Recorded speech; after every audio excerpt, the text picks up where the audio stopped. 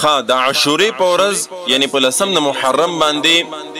چې کوم کس په خپل اهل و عیال په خپل بچو په خپل کور والو باندې چې د بهترین خوراک وکړي یعنی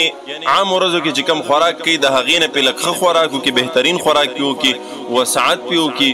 نو حدیث کې راځي چې رسول الله صلی الله علیه وسلم فرمایي چې الله رب العزت په راتلونکي کال چې څومره د رزق دی څومره ترتیب دی الله رب العزت به ورته ډېر په بهترینې طریقې سره برابر کړي او ټول کال به الله رب العزت بهترین رزق چې دی دا وخوري او دا زموږ د بزرګانو یوه تجربه هم ده چې هغې دا لیکلي دي چې یاره کم مسلمان په دې ورځ باندې په خپل اهل و عیال باندې بهترین خوراک وکړو